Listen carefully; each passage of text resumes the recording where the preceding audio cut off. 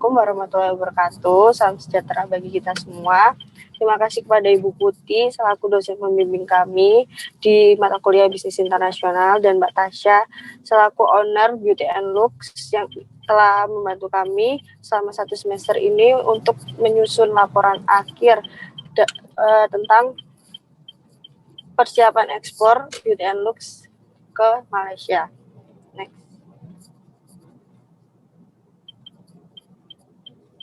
Di sini kami kelompok 11 bisnis internasional, ada Fawaid NRP 10, Zawakonia NRP 60, Rahman Waraini NRP 44, Sultan NRP 81, dan saya sendiri Gadis Bianca NRP 83. Izin mempresentasikan laporan akhir bisnis internasional kami untuk ekspor Beauty and Looks ke Malaysia. Pertama-tama profil perusahaan dari Beauty and Looks sendiri itu, Beauty and Looks itu merupakan sebuah bidang usaha yang bergerak di bidang kosmetik, berdirinya itu tahun 2019. Beauty and Looks sendiri ini itu punya tujuan membantu orang-orang yang memiliki masalah kulit, serta dari Beauty and Looks sendiri itu memiliki sertifikasi BPOM yang membuat produk Beauty and Looks itu aman digunakan. Next. Berikut dokumentasi sertifikasi dari BPOM. Next. Kemudian produk dari Beauty and Looks sendiri itu ada 2. Yang pertama ada Minty 3 Max yang berguna untuk mengatasi jerawat, dan yang kedua ada Matcha Peel Off. Itu tuh berguna untuk mencegah pori-pori yang besar dan juga kusam. Next. Nah, negara tujuan ekspornya itu adalah Malaysia. Nah, kenapa Malaysia? Jadi yang pertama adalah pertumbuhan GDP. Nah, pertumbuhan GDP di Malaysia itu sebesar 4,3%, yang mana Malaysia itu memiliki perekonomian yang baik, dan untuk nilai GDP sendiri mencapai 364,701 miliar, yang mana menunjukkan bahwa Malaysia itu memiliki pendapatan yang cukup tinggi. Nah, untuk nilai impor sendiri itu cukup tinggi, yaitu di angka 57,8%, dan hal ini menunjukkan bahwa Malaysia itu terbuka dengan produk di luar negaranya. Jadi ini merupakan opportunity buat Beauty and Looks untuk ekspor ke negara Malaysia. Dan yang terakhir adalah nilai ekspor, yaitu sebesar 65,34%, di mana Malaysia itu aktif dalam kegiatan ekspor. Dan Indonesia telah menduduki peringkat 12 nilai impor produk kecantikan dan perawatan kulit di Malaysia pada tahun 2019, menunjukkan bahwa produk kosmetik di Indonesia itu telah banyak diterima oleh negara Malaysia. Untuk budaya, baik budaya komunikasi dan pertemuan bisnis, Malaysia mengutamakan untuk komunikasi atau menunjukkan rasa hormat kepada yang memiliki kedudukan tinggi, karena Malaysia itu tak percaya atau paham tentang tatanan hierarki di Malaysia, seperti itu.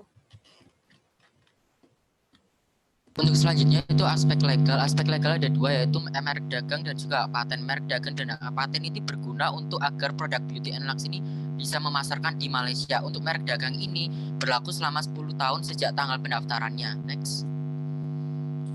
Perjanjian dagang Indonesia dengan Malaysia itu ada 3 AFTA, BTA. 3 AFTA itu ASEAN Free Trade Area, terus BTA Border Trade Agreement tahun 1970, lalu A3 ASEAN Trade in Goods Agreement, sama-sama yaitu agar Indonesia dapat memperdagangkan produknya tersebut ke Malaysia. Next. Karakter industri kecantikan. Nah, dapat dilihat dari grafik, yaitu industri kecantikan di Malaysia itu banyak sekali. Produk kecantikan dijual di toko khusus kecantikan, toko perawatan, department store. Ada 50.000 jenis kosmetik tersedia di pasar lokal.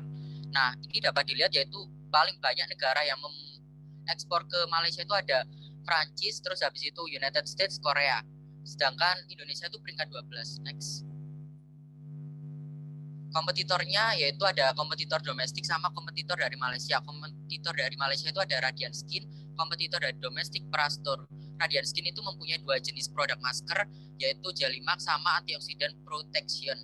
Terus Prastor itu yaitu produk dari domestik yang unggul dalam hal produknya. Next. Tingkat kompetitif perusahaan yaitu ada di itu bahan alaminya, terus habis itu produk masker dari Beauty and Lux sudah berlisensi BPOM.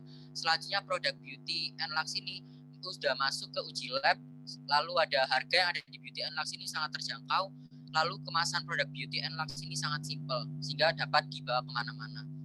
Next.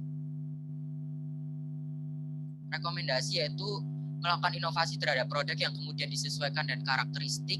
Selanjutnya mencari mitra, selanjutnya menganalisis produk-produk apa sih yang ada di Malaysia agar dapat menentukan harga yang bersaing dengan para pesaingnya. Next. Selanjutnya analisis pemasaran di sini untuk sosial medianya yang digunakan di Malaysia. Paling tinggi adalah Facebook dengan mencapai 86,6% pengguna dan diprediksi bahwa 1 tahun ke depan pengguna Facebook tetap berada pada peringkat teratas. Next. Jadi untuk rekomendasinya itu karena Beauty and Lux baru memiliki Instagram, disarankan untuk membuat akun Facebook agar pemasaran di Malaysia dapat tercapai dan memanfaatkan fitur dari Facebook Ads untuk menarik minat masyarakat. Lalu membuat konten kreatif terkait produknya, lalu analisis operasionalnya di sini keamanan produk itu sudah sesuai dengan regulasi dari Annexes of the Cosmetic Directive.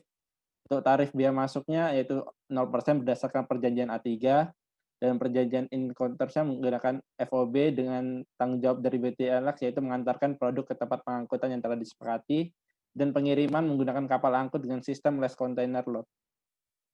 Next. Untuk analisis SDM-nya itu Mbak Tasya berada di paling atas sebagai owner dan bertanggung jawab langsung untuk reseller dan bagian produksi dan dibantu dengan 1 asistennya. Untuk tujuan pengelolaan staff, karena belum melakukan ekspor, maka dilakukan pendekatan region-centric karena biaya staffing lebih murah dan pemahaman dan staff di sana sudah memahami tentang budaya di Malaysia.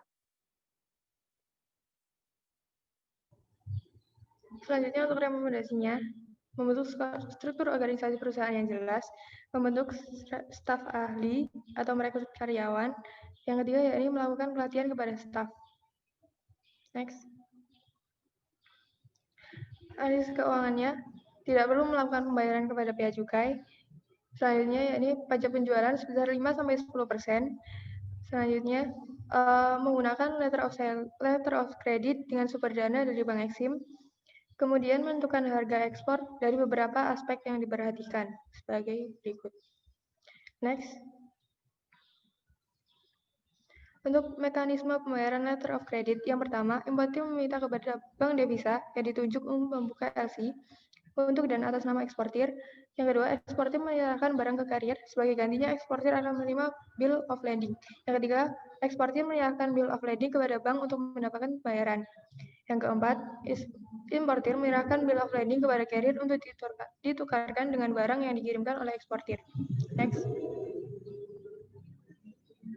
Rekomendasinya, Beauty and Lux perlu memperhatikan nilai tukar mata uang. Yang selanjutnya yakni mengurus dokumen yang diperlukan untuk mengurus LC. Dan yang terakhir, memanfaatkan dana pinjaman dari Bank Eksim. Next. Selanjutnya ada action plan. Jadi kami merekomendasikan 11 action plan dan untuk yang penting dan urgent untuk dilakukan oleh Beauty and Lux adalah mendaftarkan untuk sertifikasi halal dari MUI. Lalu dia menambahkan bahasa Inggris atau Melayu ke dalam kemasan, serta yang terakhir yaitu merekrut karyawan tambahan akan dapat mengembangkan perusahaan. Karena Beauty and Lux sendiri itu masih dihandle langsung oleh Mbak Tasya. Kemudian kesimpulan dari keseluruhannya adalah Beauty and Lux itu dapat melakukan ekspor ke Kuala Lumpur karena pertama GDP pada Malaysia itu terbilang cukup tinggi. Kedua, Indonesia sendiri itu menduduki peringkat 12 nilai importnya ke Malaysia. Ketiga, hubungan antara Indonesia dan Malaysia itu sangat baik karena banyak sekali perjanjian dagang yang sudah dilakukan. Yang keempat itu adanya kesamaan preferensi jenis kosmetik. Yang keempat, rata-rata total belanja di Malaysia itu cukup tinggi. Next. Sekian presentasi dari kami. Semoga presentasi ini dapat membantu Mbak Tasya selaku owner Beauty and Lux melakukan ekspor ke Malaysia.